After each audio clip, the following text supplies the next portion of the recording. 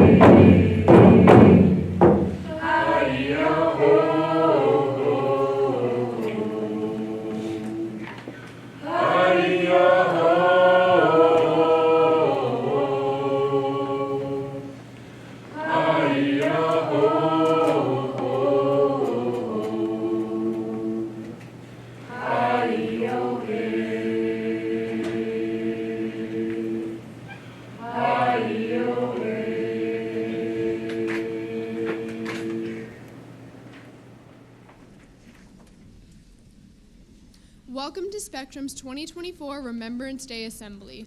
We would like to recognize the unceded territories of the Esquimalt and Songhees nations on whose land we live, work, learn, and play. Thank you to our students and staff who continue to make Indigenous ways a part of our learning, including this ceremony. We specifically recognize the Indigenous people who were forced to give up their Indian status when they joined the Canadians' fight to freedom and democracy in both World War I and II. Today, November 8th, is National Indigenous Veterans Day. They sacrificed more than their lives when they put on their Canadian military uniforms. Aside from losing their Indian status, they returned home to be denied the same benefits as non-Indigenous soldiers. We honor them and make a special dedication in their memory in the spirit of truth and reconciliation. Just a reminder that this is a solemn assembly, and we ask for you to please hold your applause, turn off your phones, and remove any non-religious headwear. Please stand for the playing of our national anthem.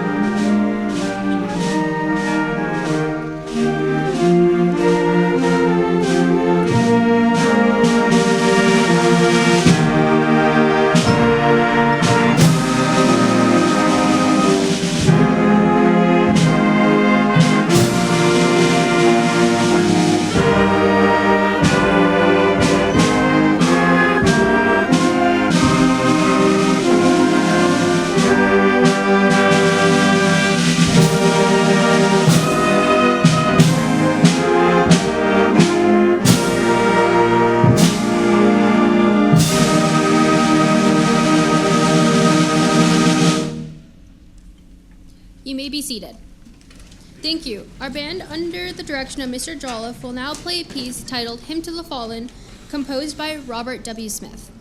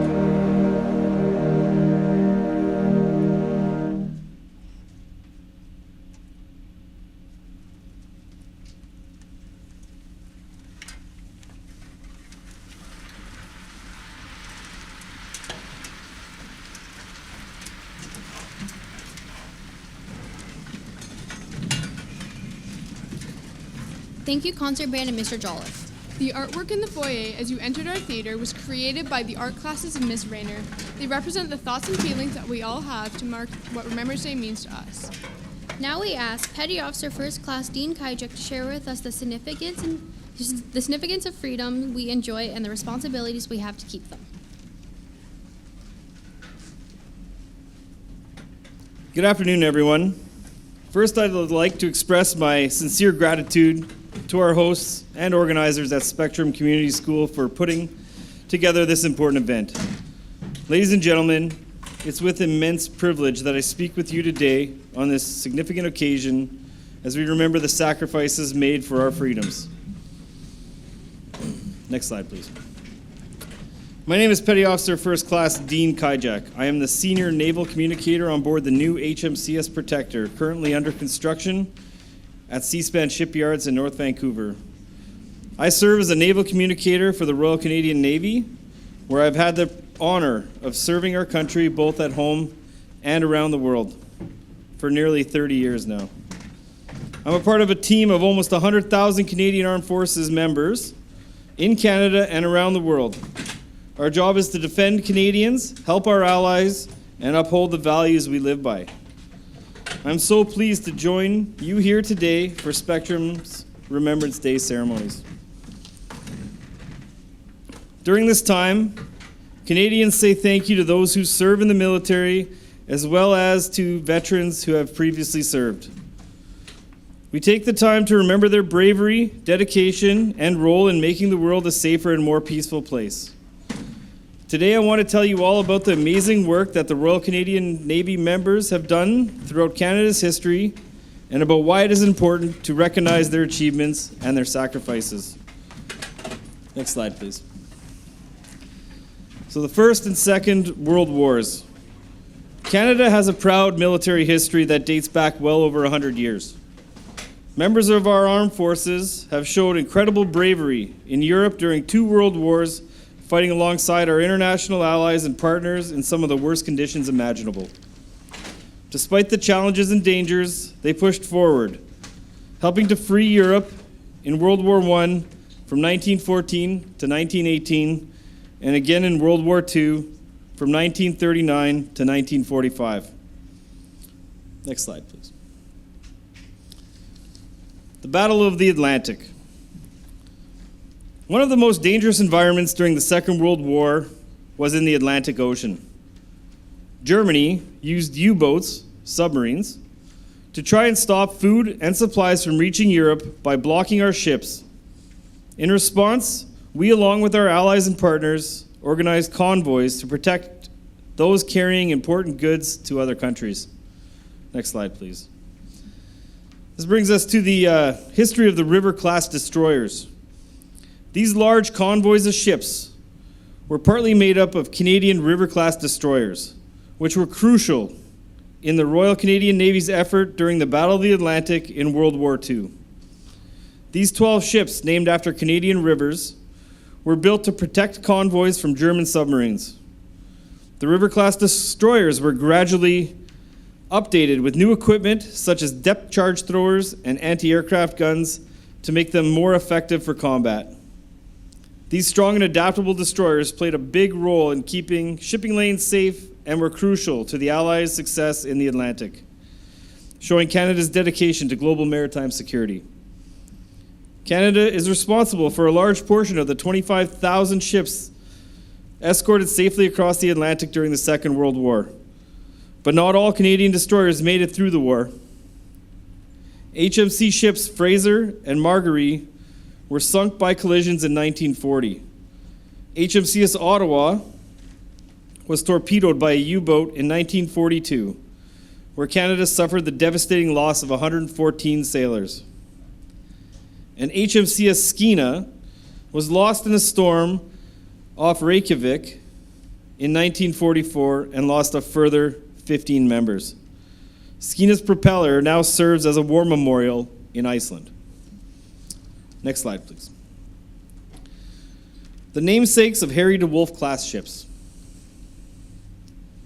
Today, our modern fleet includes the Harry DeWolf class ships, also called Arctic and offshore patrol vessels, which are named after important figures in Canadian history, each contributing to our national heritage in their own way. HMCS Max Bernays is named in honor of Max Bernays, a celebrated Canadian naval chief petty officer famous for his bravery and leadership during World War II and in the Battle of the Atlantic. Serving as the coxswain of HMCS Assiniboine, he played a crucial role in escorting convoys across dangerous North Atlantic. In 1942, during a fierce confrontation with the German U-boat U-210, Bernays displayed incredible bravery as he directed his crew through a chaotic battle. Despite heavy damage and enemy fire, he executed critical orders that led to the successful ramming and sinking of the U-boat. Because of this bravery, he was awarded the Conspicuous Gallantry Medal, making him one of few Royal Canadian Navy members to receive such an honor during the war. Bernays remained in the Royal Canadian Navy, serving in the Korean War and aboard various HMC ships. Next slide, please. The Korean War. In 1950, just 5 years after the Allies secured victory in Europe during the Second World War, over 26,000 members of the Canadian Armed Forces were deployed to Korea. Their mission was to support the United Nations and South Korea in pushing back against the North Korean and Chinese forces. Among them were more than 3,600 personnel from the Royal Canadian Navy. 8 Canadian ships served during the war, playing a crucial role in blocking docking access to key ports, aiding South Korean forces, and conducting bombardments of key targets ashore, including railways, docks, and supply depots. Next slide, please. Protector-class ships. One of the ways that we can keep both our ships and the ships of our allies and partners able to do their jobs quickly and efficiently is through the use of joint support ships, also called the Protector class. Non-combatant ships. The Protector class ships will carry fuel, food, ammunition, spare parts, and other supplies to supply other ships while sailing. This can increase the range and endurance of missions. Canada will soon have 2 of these ships, HMCS Protector, which will be here on the west coast, and HMCS Preserver, which will be on the east coast of Canada. The ability to carry a wide array of supplies, including even light vehicles and equipment, also make these ships good for humanitarian assistance and disaster relief. Furthermore, medical capabilities are greater than other ships in the fleet, along with the ability to perform triage, resuscitation, and treatment of shock. There is a capability for primary surgery, surgical and medical intensive care, and nursed beds and primary dental care. HMCS Protector is named after the original HMCS Protector that served during the Gulf War with 2 of the River-class destroyers. The ship and the sailors aboard serviced all the Allied nations' navies with all the extra supplies and medical care. It also went to Florida to help clean up after Hurricane Andrew. Though important and necessary, the members of the Royal Canadian Navy do far more than fight in wars. Next slide, please. Even though we're currently involved in missions around the world, we're always ready to help communities right here in Canada. Like with emergencies due to fire and floods. Our forces have shown great courage and dedication, stepping up to support those in need across the country. Next slide, please. The Royal Canadian Navy today. Whatever their background, whatever their strengths, whether they are in Canada, Europe, the Indo-Pacific, or anywhere else in the world, today's members of the Royal Canadian Navy carry on a proud legacy that dates back through many years of service and sacrifice. As we speak, our personnel and ships are deployed globally on peacekeeping missions, intercepting illegal drugs and weapons, and working with our NATO allies and international partners to advance global peace and security. And next slide, please. And in conclusion, I'd like to say that I'm proud to serve in the Canadian Armed Forces alongside my fellow sailors. We are proud to serve our country, and we are proud to serve all of you. It's an honor to put this uniform on and be part of a team, and I know that I speak for every member when I tell you that we are grateful for your support this week, and always.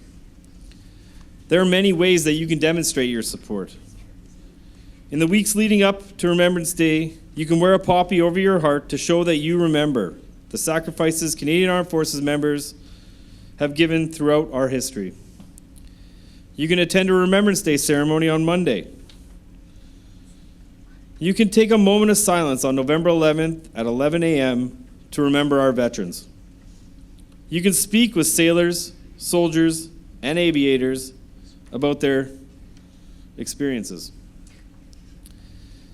And recognize the contributions of everyone who has put this uniform on to defend Canada and Canadians throughout our history, lest we forget. Thank you. The advanced dancers will now perform a piece entitled In the Shirt, choreographed by Leah Shannon.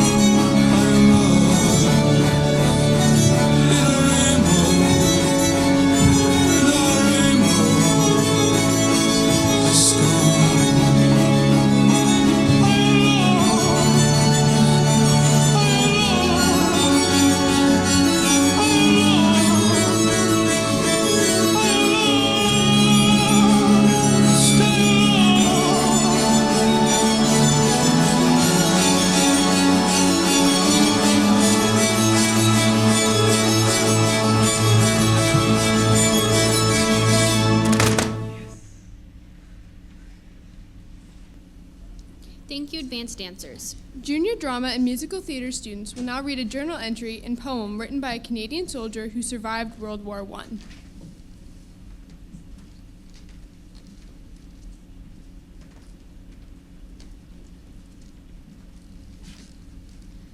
From the Journal of Private Frank Walker from Charlottetown, PEI, a stretcher bearer with the Canadian Field Ambulance in the 1st Canadian Contingent during the First World War.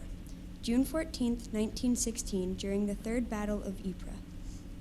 For 48 hours we have been working without stop, and still the fighting is going on. And the wounded are falling faster than we can pick them up. It has rained all week. The trenches are knee-deep, in some places waist-deep, with mud and water. The dead and wounded lie everywhere, in the trenches, in the shell pits, along the sodden roads. 2,000 wounded have passed through our hands since the attack. Hundreds more are dying of exposure a mile away, and we cannot reach them. The wounded are already here The wounded who are already here must lie outside the dressing station in the open under the rain until their turn comes. We shall be relieved tonight for 12 blessed hours by the 3rd Field Ambulance we are all in. This poem was written by the same soldier, Private Frank Walker. He wrote this from the Somme, a battlefield in northern France in 1916 that ended when Allied commanders finally conceded that the battle no longer provided a realistic chance for decisive victory. Over 66,000 Canadian and Newfoundland soldiers died in 4 months during this stalemate. Aftermath. With desolation and the stars, I lonely vigil keep over the garnered fields of Mars, watching the dead men sleep. Huddled together so silent there, with bloodless faces and clotted hair, wrapped in their long, long sleep. By uptorn trees and crater rims, along the ridge they lie, sprawled in the mud with outspread limbs, wide staring at the sky. Why to the sky do they always stare, questioning heaven in dumb despair? Why don't they moan or sigh? Why do I rave neath the callous stars, at their upturned faces white? I, surely I, with my crimson scars, slumber with them this night. Death, with shadowy fingers bare, beckons me on to I know not where, but huddled together and freed from care, will watch till the dawn of light.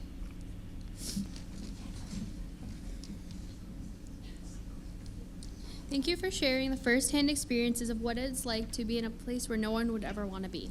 At this time, we'd also like to acknowledge the students among us who have joined our country's Army, Navy, and Air Forces as cadets and reserve members. Thank you for making the decision to take an active role by training to protect our rights and freedoms. Please step forward along the front of the stage.